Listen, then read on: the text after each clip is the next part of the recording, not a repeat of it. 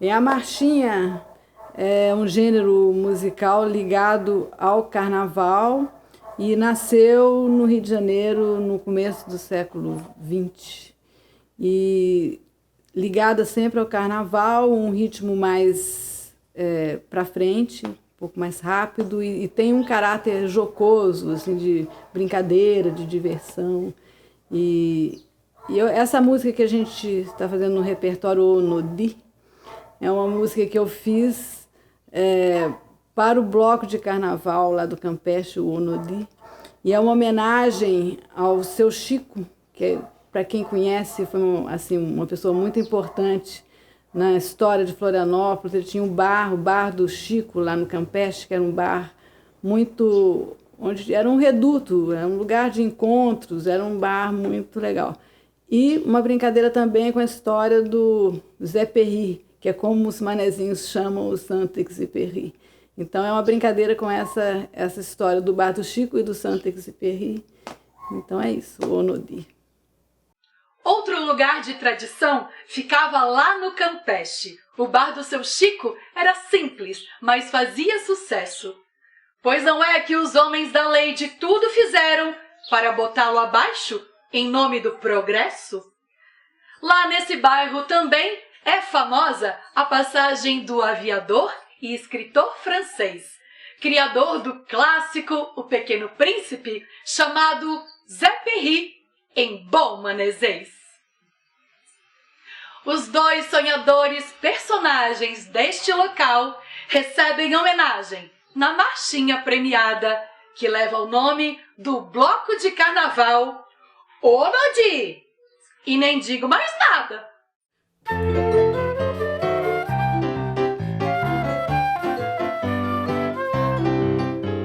Desceu um avião lá no Campeche de um tal de Zé Perri. O aviador era maluco, trouxe um cachorro de pedigree. O aviador, o Zé Perri, trouxe um cachorro de pedigree. O aviador, o Zé Perri, trouxe um cachorro de pedigree. Do bar do Chico ele virou freguês, metido a gente fina, o bicho era francês. E de bonjour, a mon amour, a c'est fini, até cardápio virou menu. Seu garçom, faça um favor de me trazer um peixe frito. Disse pro Chico, o nome dele todo mundo perguntou. Oi, oi, oi, o seu Chico falou Onodi, Onodi. Pergunta lá pra esse tal de Zé Perri. Onodi, Onodi. Pergunta lá pra esse tal de Zé Perri.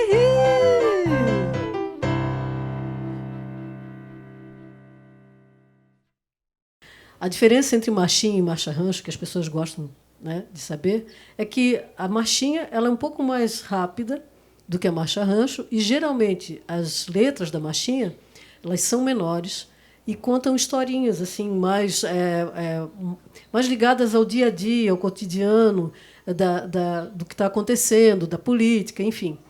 A marcha-rancho, por sua vez, como ela é mais lenta, geralmente ela é mais poética, né? Mais romântica, mais poética. Essa marcha-rancho que a gente apresenta no show é uma marcha-rancho chamada Carnaval do Amor. Foi uma marcha-rancho que eu fiz para um concurso de marchinhas e marchas de carnaval aqui de Florianópolis. Aqui em Florianópolis faz parte, né, do programa cultural da cidade os concursos de marchinha e marcha-rancho desde 1965. Inclusive, o hino da cidade, o Rancho do Amor à Ilha, nasce de um concurso desses, né, que o Zininho participou e ganhou com o Rancho do Amor à Ilha e virou, depois de alguns anos, o Rancho do Amor à Ilha virou o hino da cidade. Então, o Carnaval do Amor eu fiz para esse concurso de marchinhas, de marcha-rancho, e eu falo de coisas da cidade, falo da Figueira, falo do Lira Tênis Clube, porque eu cheguei a pegar alguns carnavais, né, no Lira Tênis Clube, que é o hino, né? Era uma junção das torcidas, vamos dizer assim, que vinha o Lira e o Clube 12, que se encontravam na colina do Lira, né? Enfim, então é uma marcha-rancho. A marcha-rancho, então, tem essa característica de ser um pouco mais lenta do que a marchinha. Ela nasce também dos ranchos. A primeira marcha-rancho feita no Brasil foi feita pela Chiquinha Gonzaga, em 1899, para o Carnaval de 1900. Então, ela fez uma marcha-rancho para o rancho O Abre Alas, né, para a Rosa de Ouro. E aí, a partir de então, convencionou-se que sempre no Carnaval haveria um marcha-rancho. Outra canção que recebeu o prêmio, a Marcha Rancho, que ouviremos a seguir, traz memórias importantes de Floripa, referências culturais e fatos daqui. Nos anos 40 e 50, o Carnaval da ilha tornou-se um poderoso atrativo turístico. Os governantes promoviam as festas no centro. As pessoas se encontravam, havia alegria, ao contrário de pouco tempo atrás, em que balas de borracha ameaçaram a boemia.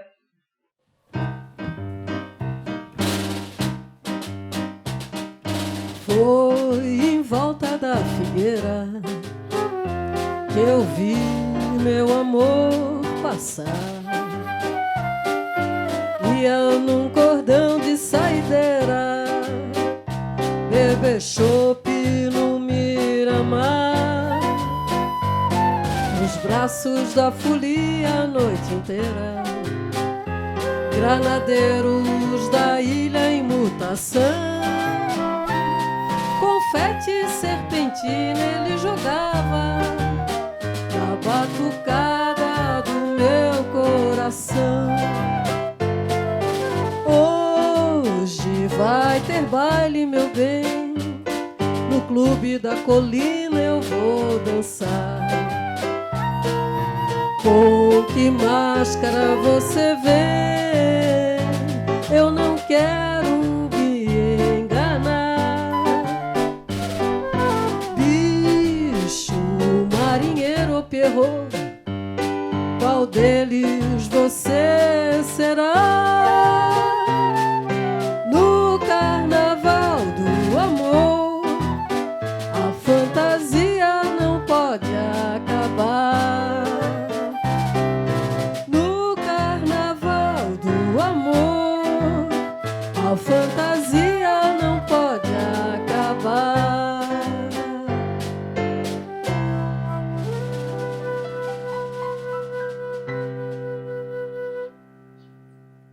Pois é, agora a Denise falando sobre a marchinha, que é um gênero musical, geralmente, onde as letras são curtas, aí eu lembrei de um caso, que o Onodi também eu fiz para um concurso de marchinhas de carnaval. E durante o concurso tinha um amigo meu, mineiro, que estava assistindo. Aí, quando acabou, ele falou: Silvia, isso não é uma marchinha enredo. A letra é enorme, eu conto uma história, né? Então, eu saí um pouco dessa característica que é a coisa das letras curtas. Mas, enfim, a gente não faz sempre o que é para ser feito, né? Mas ganhei segundo lugar. A Brincadeira de Boi foi uma composição que eu fiz para uma exposição do grande artista plástico Rodrigo Diado. E eu aproveitei para... eu usei nessa composição motivos do boi de mamão. O boi de mamão é um gênero mais dramático, mais teatral do que musical. E depois a Denise vai falar um pouco, o Márcio e tal, mas só para falar que eu usei esses motivos na composição. E também usei baião, usei várias outras coisas, mas como o boi de mamão tem personagens, tem a Bernunça, tem a Maricota, tem o Cavalinho, então eu usei, e cada personagem desses tem uma música, um tema. Eu usei esses temas, só que ao mesmo tempo eu fui também reharmonizando, eu não fiz igual é, né? Aquela história, a gente não faz o que deve ser feito. O boi de mamão é uma tradição aqui da ilha, né, de Santa Catarina e todo o litoral catarinense, não só o litoral catarinense, mas principalmente no Nordeste do Brasil também, mas com outros nomes. O boi bumbá, né, o bumba meu boi, enfim, tem várias tradições desse folguedo em todo o país. Mas o que é interessante a gente perceber é que em cada região novos elementos vão sendo incorporados e então isso faz com que cada boi tenha a sua característica, os seus bichos que dançam, né? Aqui, por exemplo, em Florianópolis, segundo a história, tem personagens que entraram, por exemplo, na década de 20. A maricota, a bernunça foram inventados aqui, né? Na década de 20. Depois, na década de 30 e de 40, para que as crianças pudessem ter uma interação maior com o boi de mamão, foram entrando os personagens do macaco, o personagem do cachorro, inclusive, o urso branco, o urso preto, né? Então, o boi de mamão ele aparece sempre na época, mais ou menos no final do ano, em dezembro, e ele vai até janeiro, período principalmente das festas de fim de ano, de Natal e de Terno de Reis, né, dos Reis Magos, em 6 de janeiro, e mais ou menos é por essa época, né? E aqui em Florianópolis a gente tem vários bois de mamão que são muito importantes, do Itacorubi, na Trindade, em Canasvieiras, na Lagoa, e é uma tradição que a gente luta bastante para que continue, né? Para que as crianças continuem a gostar do boi de mamão. Bom, e o boi de mamão com a formação instrumental é muito parecida com a do Terno de Reis. Ele tem um bombo, um acordeão e o pandeiro. E a célula básica do ritmo do boi de mamão é essa.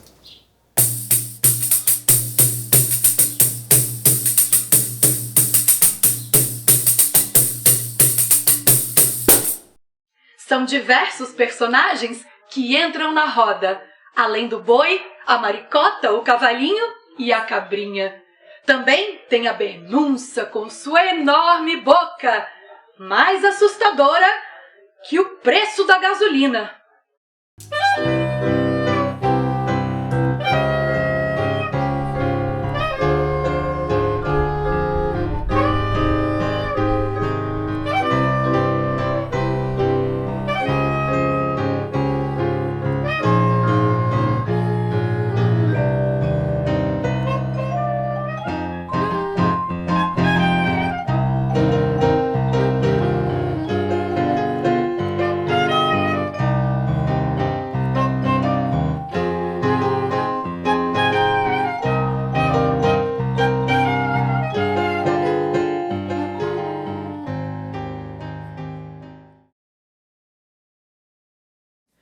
Bom, a minha composição que aparece aqui no show também chama Tempo de Pipa e é um baião.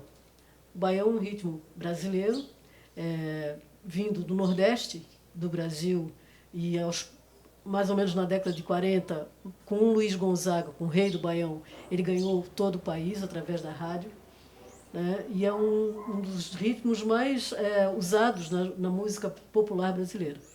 Então essa minha música Tempo de Pipa, ela fala, aqui em Florianópolis nós tínhamos alguns concursos de soltar pipa, quem fazia a pipa mais bonita, a pipa maior, né? E, então, pensando nisso, eu fiz essa composição, é uma música instrumental, e pensando nessa imagem, né, do céu com as pipas. Bom, e na música Tempo de Pipa, a célula básica é o baião. E a divisão rítmica é mais ou menos assim.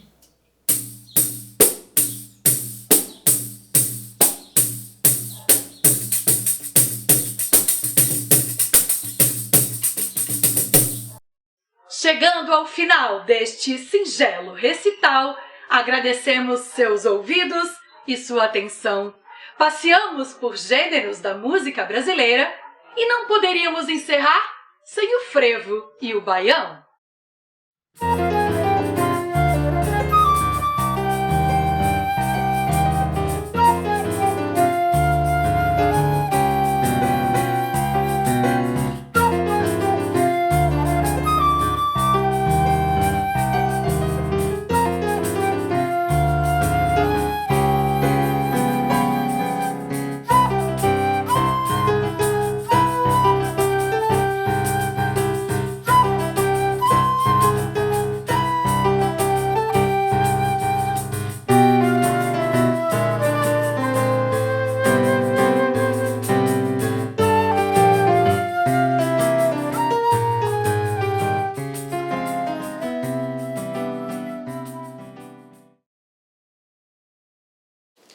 Mais um gênero musical brasileiro é extremamente importante, extremamente formador da nossa cultura, é o frevo. O frevo ele vem da capoeira, e os desfiles dos capoeiristas vinham sempre com as pessoas com sombrinha na frente dos desfiles de capoeirista, que era para afastar as pessoas, para que eles pudessem passar. Com o passar do tempo, a capoeira, que não é só luta, a capoeira também é dança. Então, é uma conclusão que a gente chega que esses ritmos brasileiros todos vêm da dança, né? Primeiro preciso dançar para depois a gente poder tocar e entender ritmicamente, né? Primeiro a gente tem que entender corporalmente o que a gente está fazendo para depois poder tocar. Então, esses ritmos eles passaram para os instrumentos. Né? Então, qual é a característica do frevo? É uma música extremamente rápida, uma música que faz com que as pessoas não consigam ficar paradas ouvindo. Não é uma música para a gente sentar e ficar ouvindo, é uma música para a gente sentir corporalmente, então, para a gente se mexer de alguma maneira. Né?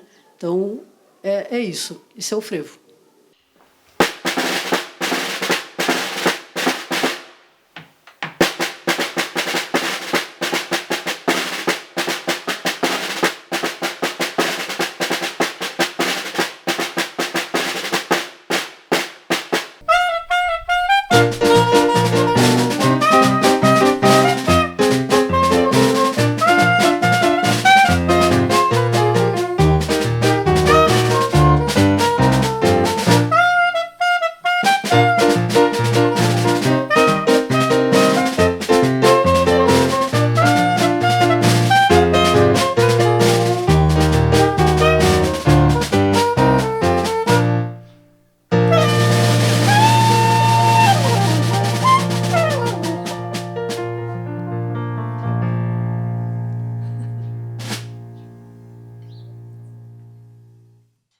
Vassourinha é o nome desse frevo, que é o mais famoso do Brasil. Me lembra a campanha de um presidente que prometeu com ela varrer a bandalheira, acabar com a corrupção, ser um herói. Jânio vai defender a nossa bandeira. Porém, sabemos que era tudo discurso, papo furado para enganar o povo. Salvador da pátria não existe. Evidente. Quem cairia nessa conversa de novo? País da maracutaia e da sacanagem, o que nos salva é a música e a arte. O artista que resiste e segue em frente, que faz da cultura seu estandarte.